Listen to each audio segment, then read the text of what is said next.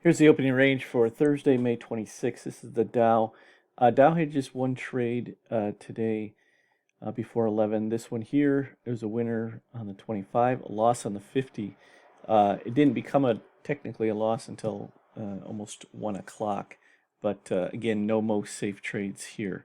The NQ had 4 different pivot hits.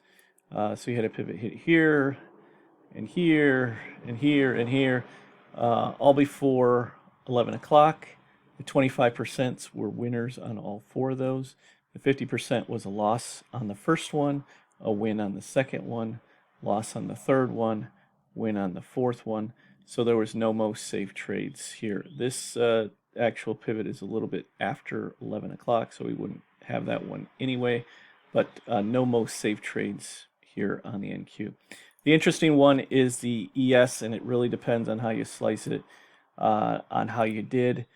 You shouldn't have lost, but it depends how you slice it. Okay, so first trade here is right here, which is clearly a loss for both the 25 and the 50. Now, the second trade here, I'm looking at the mini right now. This right here needed to get up to 43 in order to have so this would be a most safe entry. So this is your entry, you lost here. So your next entry would be a most safe entry on the 25. You needed to get up to 43. It got up to 42.75. So it missed it by 1 tick. And as you can see, it went down and actually became a winner for both the 25 and the 50. Now, if you go so it missed it by 1 tick on the mini. On the micro, however, it actually hit 43. So if you're trading this on the micro, I actually had both. I had a micro going and I had a mini going. I did not get filled on the mini. I got filled on the micro.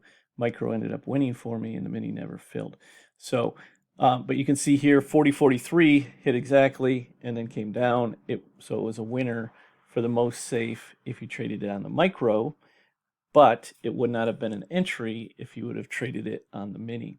Now, if you didn't, so the way that I personally do that is, okay, I count that as a win if it's going to be, so even if I didn't have that micro going, I'm not going to just forget about that. That's going to be considered a win for me because it got within 1 tick of the entry, which what we've talked about over the many months, those 1 ticks can make a world of difference. So anyway, so if you're only trading and only looking at the mini, you didn't look at the micro, you saw that it missed it by a tick, and you're saying, I'm going to go officially, only by official, then this one here would be, finally it hit 43 right there, and it hit at 10:59 and I think 10 seconds or something like that.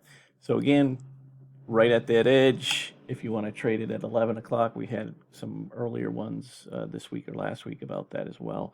But that's up to you if you want to. Technically, officially, that's a most safe entry if you are going to trade it officially. That is a most safe entry if you're discounting the micros completely.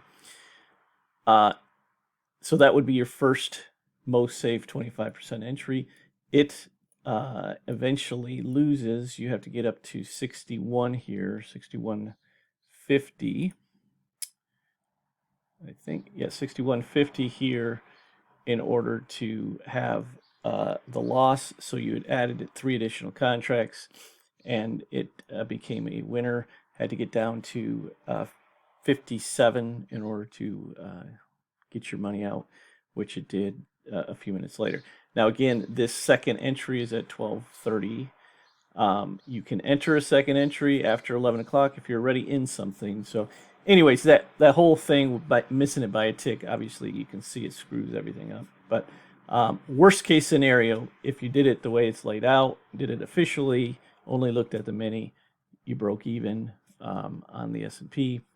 If you did it based on the micro, you ended up winning a most safe 25% entry, but doing it at 10:23 when it just missed it by a tick. So however you sliced it, I like to be clear on these things. So, trading is trading and nothing is exact science. But there you go. Hopefully it's helpful. Have a good one. Take care.